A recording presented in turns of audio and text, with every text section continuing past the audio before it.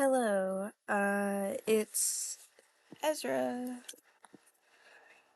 and this is a video that I've been thinking about making for a really long time now, and honestly, I've put it off more times than I can count, because talking about this feels exposing. It feels complicated. And sometimes it feels like I don't even fully understand myself anymore. Which is a great sign when you decide to explain it publicly on the internet. But I think that's kind of the point. So today, I wanted to talk about what it's like living with dissociative identity disorder, but from my personal perspective, because it's different for everyone. I don't want this to be talked about in like a clinical sense, not in a this is what DIAD is educational way, but in a this is what it feels like to live in my specific brain. So for years, I thought I had narcolepsy. And I don't mean that lightly. I genuinely believed it. Because I would lose time. I would zone out in ways that didn't feel normal. I would come back and feel disoriented, confused, exhausted, even. Like I had just woken up in the middle of something I didn't remember starting. Like mentally hitting resume on a show I don't even remember pressing pause on. It made sense to me at the time. It felt like the only explanation that didn't completely terrify me, because the alternative was that something was happening in my brain that I didn't understand. Something I don't have control over, and that's a really hard thing to accept. Getting diagnosed didn't magically make everything clear. If anything, it shattered the illusion that I had a kind of simple explanation, which rude, honestly. But over time, it also gave me something unexpected, a different perspective. Instead of just being confused and scared of what was happening, I started trying very slowly to understand it, really. Not perfectly, not all the time, but enough to start asking questions like, what is my brain trying to do right now? What is this protecting me from? Why does this happen here, but not there? And is there like a reason, or is my brain just freestyling today? And that shift from fear to curiosity, even just a little bit, has been really important for my healing process or whatever.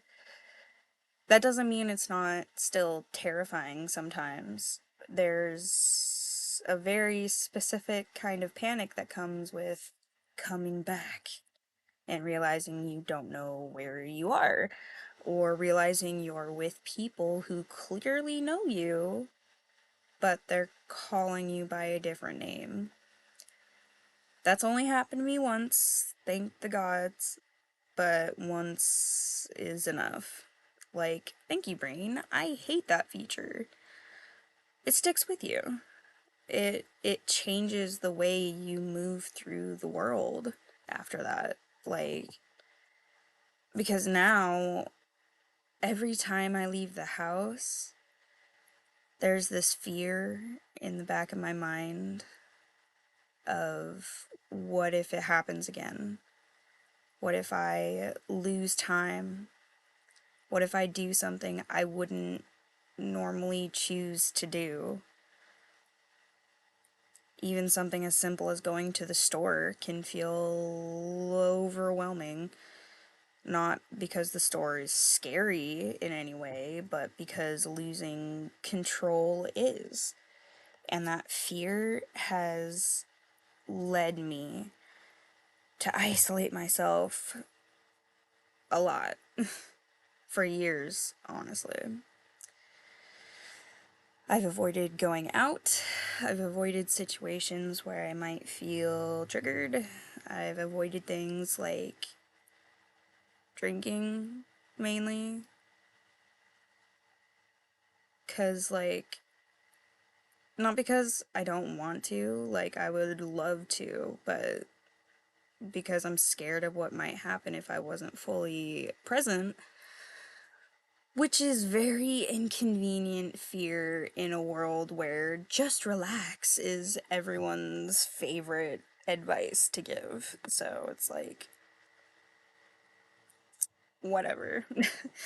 And isolation, it does something to you. It it slowly chips away at your self-esteem. It makes your world smaller and smaller until you start to question who you even are outside of your own head. It feeds into self-hatred, into shame, into this feeling that you're broken in a way that other people can't see, but you feel it all the time. Like, everything looks fine from the outside, but internally it's just Windows error sounds, you know? But that's not the whole story, because somewhere in all of this, there's also been progress. It's been, I've been in therapy for most of my life, with more therapists and psychiatrists than I can keep track of, honestly. If I were to guess, it would probably be somewhere between like 15 to 20, like realistically. But at this point, I feel like I deserve a punch card. Like, one more, and then the next one is free. And not all of those experiences were helpful. Some of them were frustrating. Some of them just didn't click. Some of them made things feel even more confusing. But some of them did help. And over time, those pieces started to add up.